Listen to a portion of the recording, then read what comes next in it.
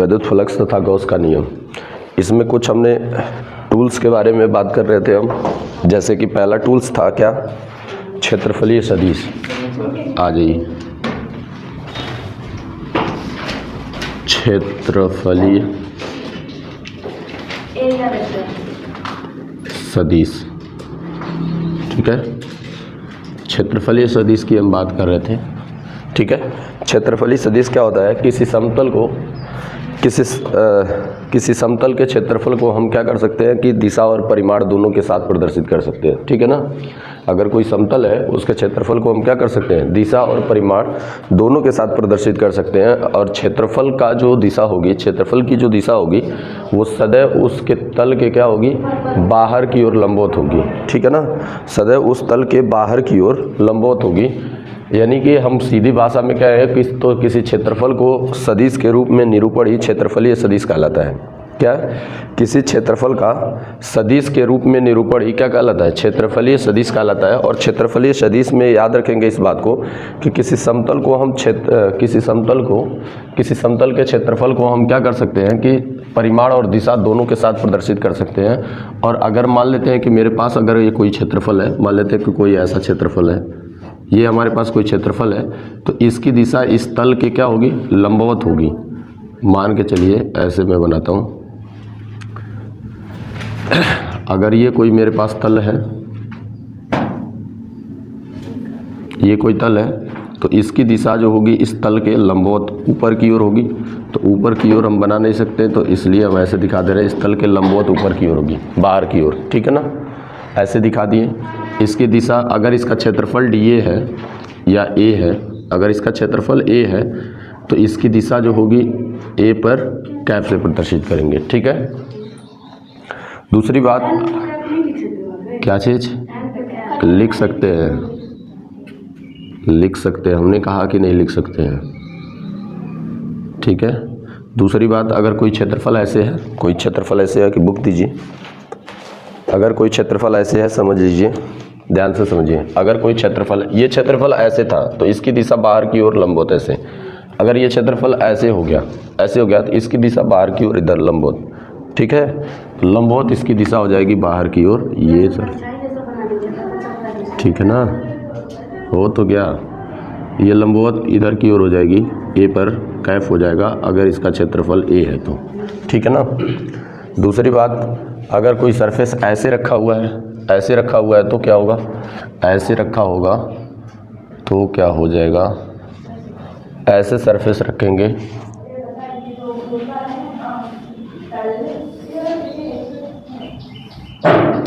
तो इधर लंबवत ऐसे।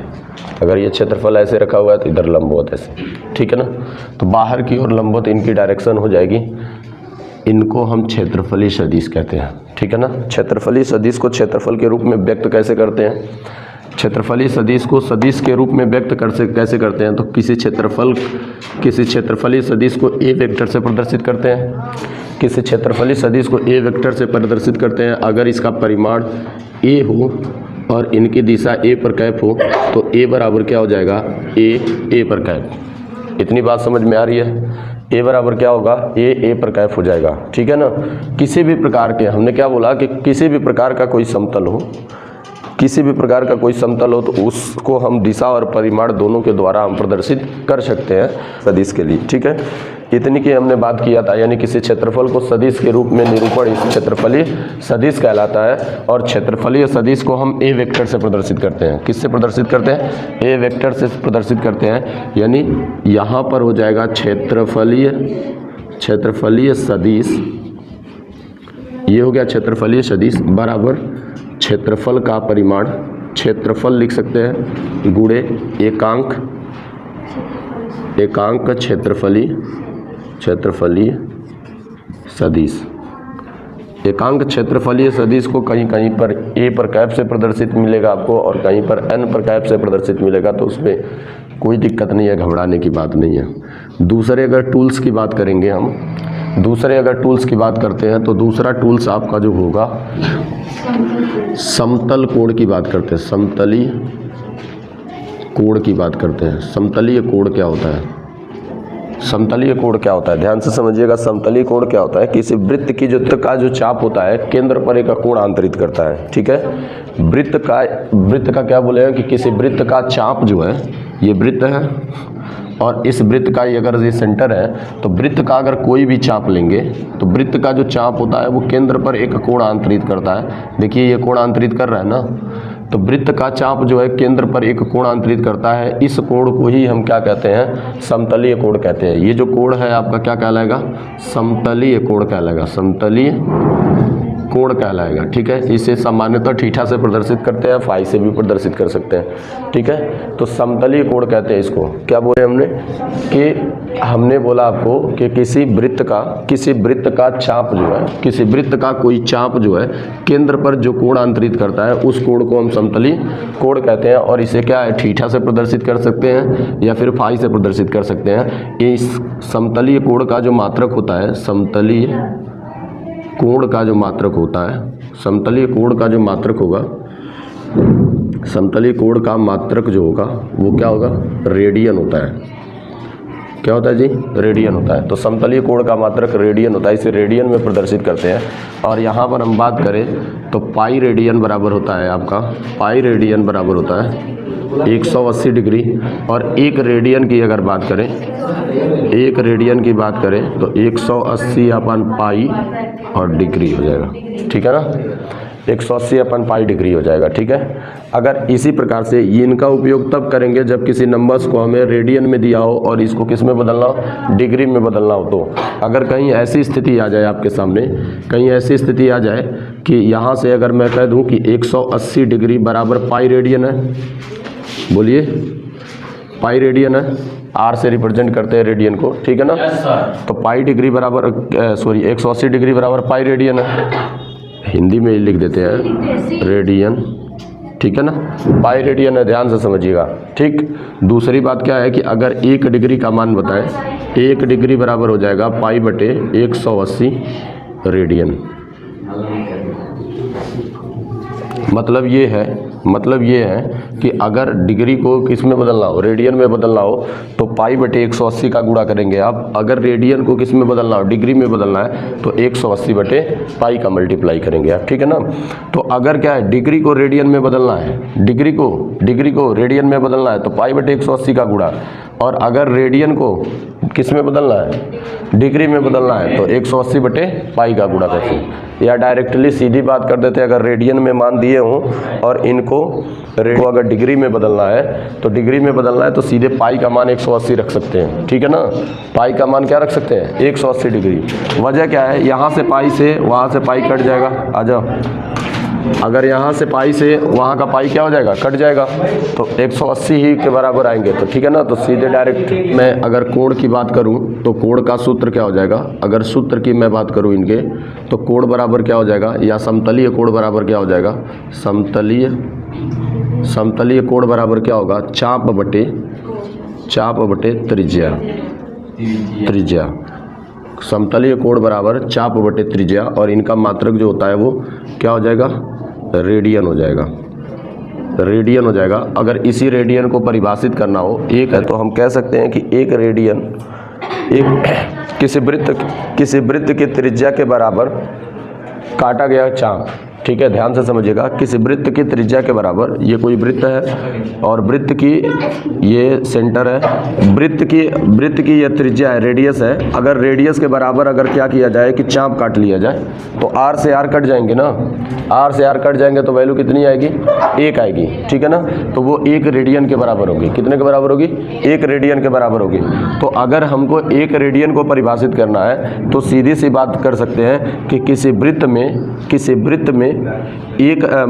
वृत्त में त्रिज्या के बराबर चाप जो है केंद्र पर जो कोण आंतरित करता है, किसी वृत्त की त्रिज्या के बराबर चाप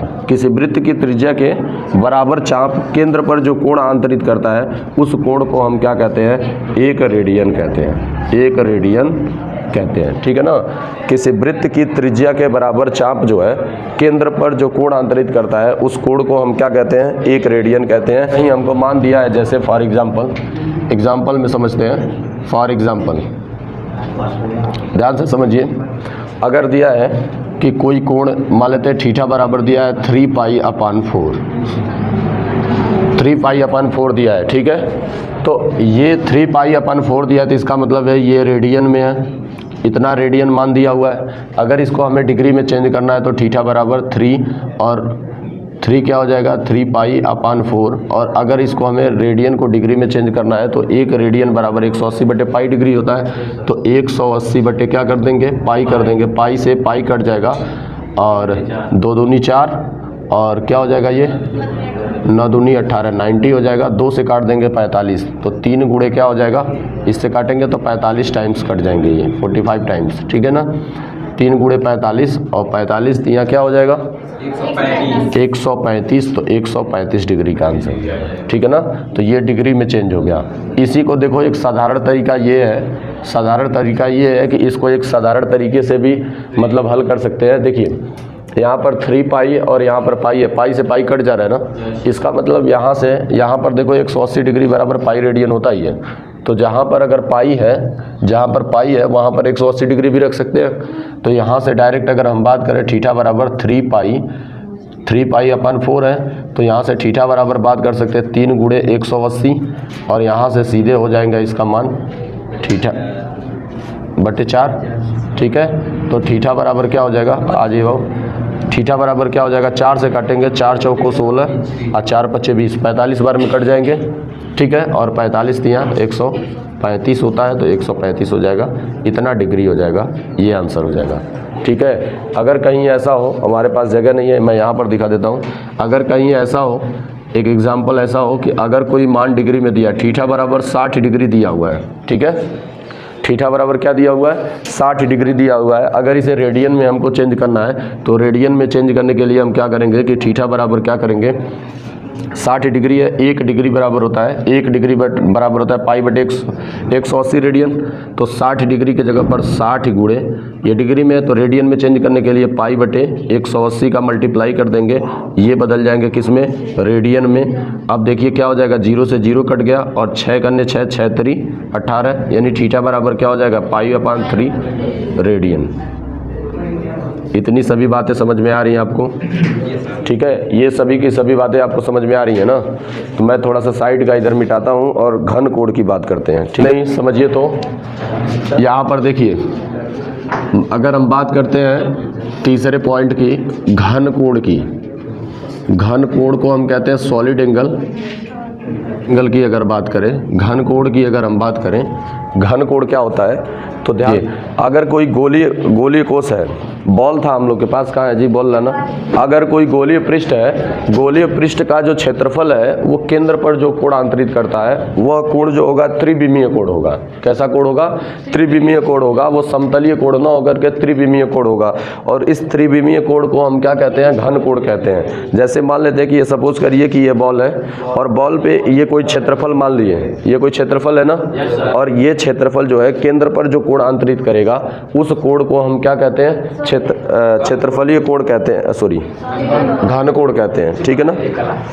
जैसे मान लेते हैं कि यहाँ पर एक सरफेस हमने ड्रॉ कर दिया, यह एक गोला है और गोले के किसी पृष्ठीय क्षेत्रफल के द्वारा केंद्र पर जो कोण आंतरित होगा, ऐसे इसके अंदर कुछ कोण बनेगा ना, उस कोण को हम क्या कहते हैं, उस कोण को हम क्या कहते हैं, घन कोण कहते हैं, सॉलिड एंगल कहते हैं। जैसे मान लेते हैं कि ये मेरे पास कोई गोला है, सपोज करिएगा कि कोई गोला है, ये कोई गोला है और इस गोले पर कोई पृष्ठ हम ले लेते हैं। मान लेते हैं कि ये पृष्ठ ले लिया हमने, ये पृष्ठ जो है इनके केंद्र पर जो कोण आंतरित करेगा, ये पृष्ठ जो है इनके केंद्र पर जो ये कोण आंतरित कर रहा है, इस कोण को ही हम क्या कहते हैं, घन कोण कहते हैं। को हम क्या बोलते हैं, घन कोण कहते हैं, क्योंकि ये बोले कि त्रिविमीय आकृति बनेगी। और इसको हम किससे प्रदर्शित करते हैं, ओमेगा से प्रदर्शित करते हैं। जो है कुल्फी खाते हैं, ठीक है, आइसक्रीम वगैरह खाने के लिए इस शंक्वाकार किसी पार्ट का इस्तेमाल करते हैं। आप बताइए, एक शंक्वाकार पार्ट का इस्तेमाल करते हैं। ये पार्ट के अंदर का सिरा कुछ ऐसे होता है, ऐसे होता है कि नहीं होता है,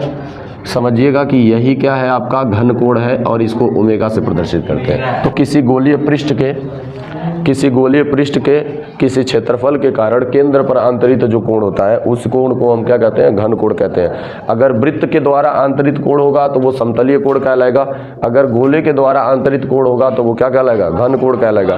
गोले और वृत्त दोनों में आप अंतर जानते ही हैं। गोला जो होता है एक 2D स्ट्रक्चर है, वृत्त जो है वो 2D स्ट्रक्चर है, ठीक है, और गोला जो है आपका ये 3D स्ट्रक्चर है, ठीक है। इसमें लंबाई चौड़ाई ऊंचाई तीनों होती है, ठीक है, और इसमें क्या होगा, केवल और केवल लंबाई और चौड़ाई होंगी, कोई दो ही बीमा होंगी, लंबाई चौड़ाई या जो भी ले लीजिए, ठीक है।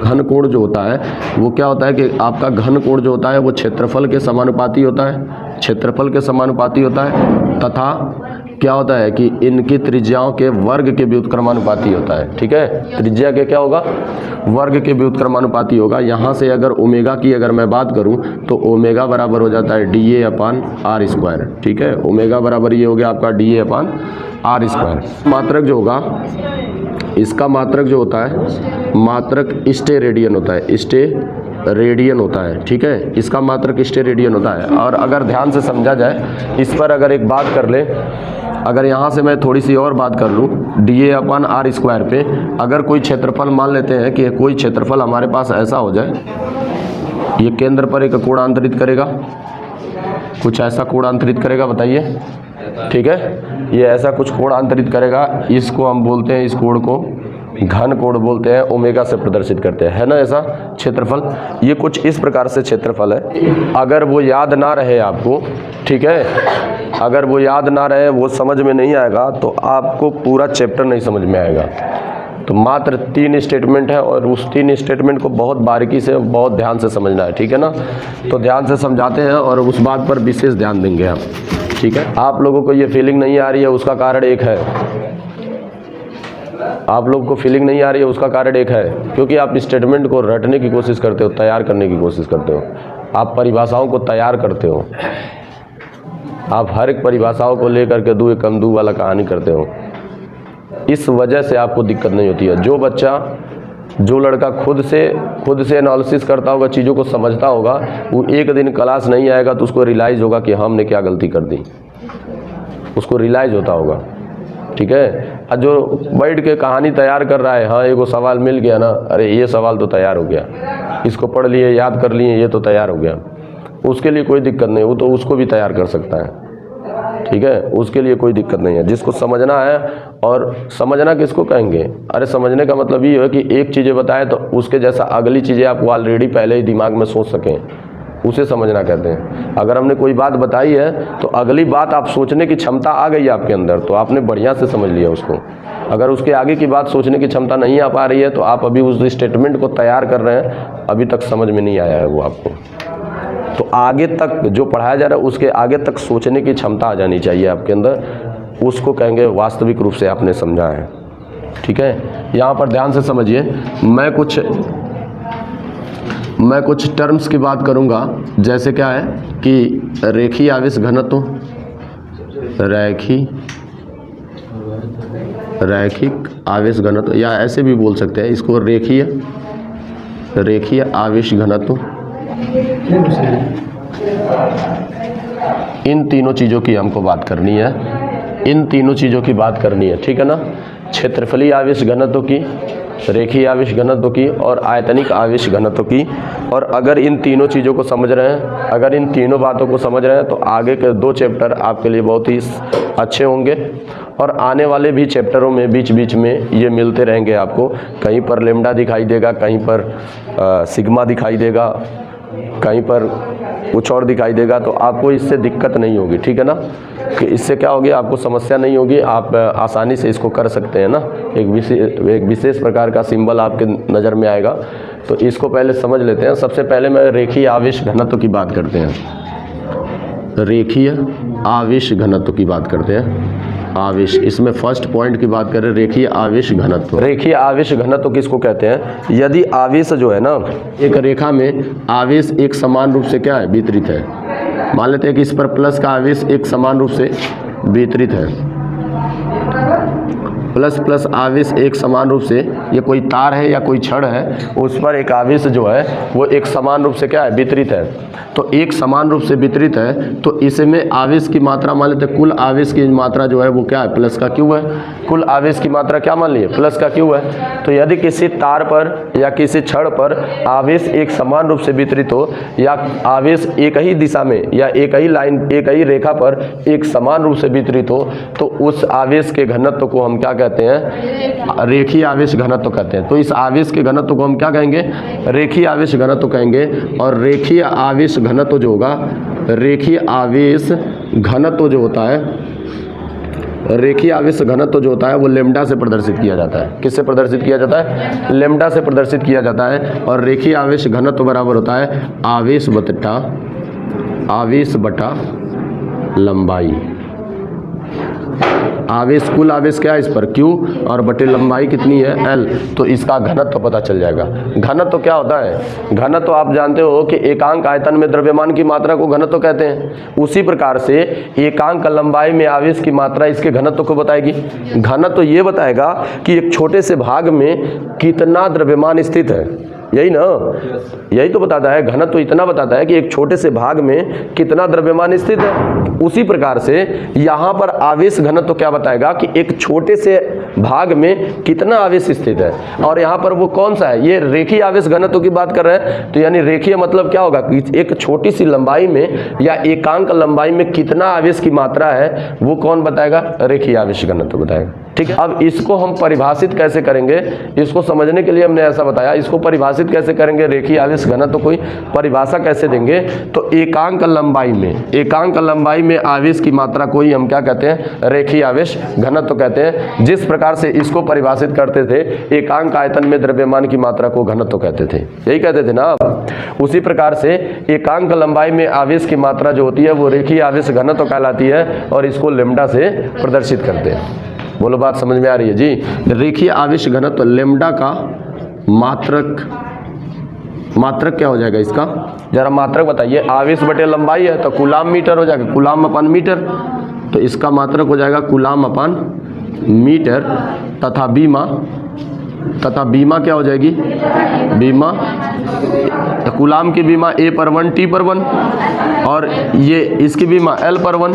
तो ऊपर आएगा तो क्या हो जाएगा, L पर -1 हो जाएगा। तो इसकी बीमा हो जाएगी A पर 1 T पर 1 और L पर -1। इसको सही सीक्वेंस में लिखेंगे तो बेहतर है। L को पहले लिख लेते हैं, L पर -1, ठीक है, T पर 1 और A पर 1, ठीक है, ऐसे भी बोल सकते हैं। इससे बात करूँ क्षेत्रफलीय आवेश घनत्व की, क्षेत्रफलीय आवेश घनत्व। अगर मैं क्षेत्रफलीय आवेश घनत्व की बात करूं, ध्यान से समझिए।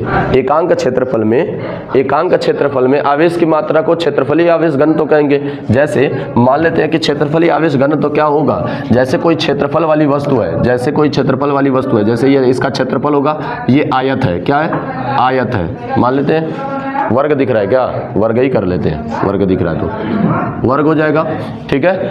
तो ये वर्ग हो गया आपके पास। और या मान लेते हैं कि कोई हमारे पास वृत्त है, ऐसे वृत्त है, ये वृत्त है, ये सभी के सभी 2D स्ट्रक्चर है कि नहीं, इन सभी के पास अपना खुद का क्षेत्रफल होता है कि नहीं होता है। ये क्षेत्रफल वाली वस्तु है। या फिर कोई त्रिभुज ही हो, ठीक है, मान लेते हैं कि कोई त्रिभुज हो, ये इनके पास क्षेत्रफल होते हैं, इसलिए इन आकृतियों की बात कर रहे हैं, त्रिभुज हो गया। या कोई भी ऐसी आकृति हो जिनके पास अपना खुद का क्षेत्रफल हो, ठीक है। वर्ग के पास, वृत्त के पास, इन सब के पास केवल और केवल क्या होते हैं, क्षेत्रफल होते हैं, इनके पास आयतन नहीं होते हैं। तो ऐसी वस्तुओं में अगर आवेश एक समान रूप से वितरित हो, इस पर अगर आवेश वितरित हो, बताइए, इस पर आवेश वितरित है, इस पर भी आवेश वितरित है जी, तो इनके घनत्व की हम बात कर सकते हैं। इन क्षेत्रफल में आवेश वितरित है, अब तो रेखा में तो आवेश वितरित नहीं है, अब तो ये तो क्षेत्रफल पर आवेश वितरित है। और क्षेत्रफल पर आवेश वितरित है तो इन क्षेत्रफलों में आवेश वितरित है, तो इन आवेशों के घनत्व की अगर हम बात करेंगे तो कैसे बात करेंगे कि एकांक क्षेत्रफल में इसमें एक छोटा सा भाग ले लेंगे, उसमें जितना आवेश की मात्रा होगी वही घनत्व कहलाएगी। बोलिए। एक छोटे से एकांक क्षेत्रफल में या एक छोटे से क्षेत्रफल में जितना आवेश की मात्रा होगी उसी को हम क्या कहते हैं, क्षेत्रफलीय आवेश घनत्व कहते हैं। यानी यहाँ पर अगर मैं बात करूँगा क्षेत्रफलीय आवेश घनत्व की, आवेश घनत्व बात नहीं, क्षेत्रफलीय आवेश घनत्व की बात करेंगे तो क्षेत्रफलीय आवेश घनत्व को सिग्मा से प्रदर्शित करते हैं। ये सिग्मा का सिंबल है। क्षेत्रफलीय आवेश घनत्व बराबर होगा आवेश बटा आवेश को Q से n बटे क्षेत्रफल, क्या लिखेंगे, क्षेत्रफल यानी कि A। यानी यहाँ से अगर बात करेंगे तो एकांक आयतन में, क्षेत्रफल से यहाँ से बात करेंगे, क्षेत्रफल को एकांक मानेंगे तो एकांक आयतन में आवेश की जो, अगर इस क्षेत्रफल को एकांक मानेंगे, ये बताओ कि सिग्मा बराबर क्या हो गया, सिग्मा बराबर Q अपन A हो गया ना। अगर A को एकांक मान लिया जाए, एकांक मतलब क्या कि 1 मीटर स्क्वायर मान लिया जाए या सेंटीमीटर स्क्वायर मान लिया जाए इसको, ठीक है ना। 1 मीटर स्क्वायर अगर क्षेत्रफल हो तो क्या है कि एकांक क्षेत्रफल में यहाँ पर सिग्मा बराबर Q के बराबर आ जाएगा। सिग्मा क्या है, क्षेत्रफलीय आवेश घनत्व, और क्षेत्रफलीय आवेश घनत्व जो है कब क्या है कि कब Q के बराबर हुआ, आवेश के बराबर कब हुआ है, जब हमने क्षेत्रफल को क्या माना, एकांक माना। तो एकांक क्षेत्रफल में आवेश की मात्रा को ही हम क्या कहते हैं, क्षेत्रफलीय आवेश घनत्व कहते हैं, और इसे सिग्मा से प्रदर्शित करते हैं। ये तो तीसरे पॉइंट की हम बात करते हैं। तीसरे पॉइंट की बात करते हैं आयतनिक आवेश घनत्व या आयतन आवेश घनत्व। आयतन तो ये बोलेंगे इसको, या आयतन आवेश घनत्व बोलेंगे। ध्यान से समझिए क्या होगा भाई, लंबाई में आवेश वितरित है तो हम क्या बोलते थे इसको, रेखीय आवेश घनत्व। अगर वही क्षेत्रफल में आवेश वितरित है तो क्षेत्रफलीय आवेश घनत्व। अगर कहीं ऐसा हो कि आयतन में आवेश वितरित हो तो उनको हम क्या बोलेंगे, आयतनिक आवेश घनत्व बोलेंगे। क्या बोलेंगे, आयतनिक आवेश घनत्व बोलेंगे। और बिल्कुल ध्यान से समझिएगा, आयतनिक आवेश घनत्व को क्या बोलेंगे, कैसे परिभाषित करेंगे आयतनिक आवेश घनत्व। आयतन वाली वस्तुओं में आयतनिक आवेश घनत्व होगा ना, देखना। जैसे मान लो ये मेरे पास बार गोला है, गोले का बड़ा रोल है, ये गोला है, तो अगर केवल इसके ऊपर आवेश वितरित है, इसके केवल ऊपर आवेश वितरित है तो ये तो क्षेत्रफलीय आवेश घनत्व निकलेगा इसका, क्योंकि इसके क्षेत्रफल पर वितरित है। अगर इस ऊपर के साथ साथ इसके अंदर भी आवेश वितरित है, मेरी बात समझ में आ रही है। जैसे क्या है कि अगर ये गोला है, अगर यही मेरा गोला है, इस पर इसके बाहर ऊपर आवेश तो वितरित ही है, लेकिन साथ साथ ये जो अंदर वाले पोर्शन होते हैं इसमें भी आवेश वितरित है। बात समझ रहे हैं, इनमें भी ऐसे पूरा एक समान रूप से नीचे भी और ऊपर भी ऐसे आवेश वितरित होंगे, हो सकते हैं ना। हाँ बिल्कुल। तरबूज जो होता है, तरबूज के अंदर जैसे जैसे बीज होते हैं, अगर वैसे वैसे आवेश उसमें क्या हो, वितरित हो। तरबूज तो गोला है एक, और उस गोले के अंदर जैसे बीज होते हैं वैसे आवेश वितरित हो, तो उस प्रकार के घनत्व को, आवेश घनत्व को हम क्या कहेंगे, आयतनिक आवेश घनत्व कहेंगे। और आयतनिक आवेश घनत्व जो होता है, आयतनिक आवेश घनत्व को रो से प्रदर्शित करते हैं। किससे प्रदर्शित करते हैं, रो से। और यहाँ पर आयतनिक आवेश घनत्व की बात करेंगे, आयतन आवेश घनत्व, बात नहीं जी, आयतन आवेश घनत्व। आयतन आवेश घनत्व की बात करेंगे या आयतनिक आवेश घनत्व की बात करेंगे तो ये क्या हो जाएगा, क्या हो जाएगा, आवेश बटा आवेश Q बटा आयतन, बोलिए जी, आयतन V, बोलिए। यानी ये तो रो होता है ना, ये रो हो गया, तो यहां से लिख सकते हैं रो बराबर Q अपान V। बोलिए, रो बराबर क्या हो जाएगा, Q अपान V। इसको आयतनिक आवेश घनत्व कहते हैं। आयतनिक आवेश घनत्व की परिभाषा कैसे देंगे, एकांक आयतन में आवेश की मात्रा को आयतनिक आवेश घनत्व कहते हैं। एकांक आयतन में आवेश की मात्रा कैसे निकालेंगे, तो 1 मीटर लंबाई, 1 मीटर चौड़ाई और 1 मीटर ऊंचाई के किसी भाग में हम आवेश की मात्रा को देख लेंगे, और जितनी आवेश होगा उसी को हम आयतनिक आवेश घनत्व कहते हैं। सिग्मा का मात्रक जो होगा वो कूलाम बटे क्या हो जाएगा, कूलाम बटे मीटर स्क्वायर। और इनका बीमा जो होगी वो क्या हो जाएगी, L पर -2 T पर 1 A पर 1 हो जाएगा ना। और यहाँ पर बात करेंगे इनकी बीमा, तो इनका मात्रक क्या हो जाएगा, रो का मात्रक क्या हो जाएगा, कूलाम अपान कूलाम बटे मीटर क्यूब। और इनका बीमा जो होगी L पर -3 T पर 1 T पर 1 A पर 1। ठीक है, किसी को कोई डाउट? ये सारी बातें समझ में आ गई ना आपको? ठीक है, इसको कितना समय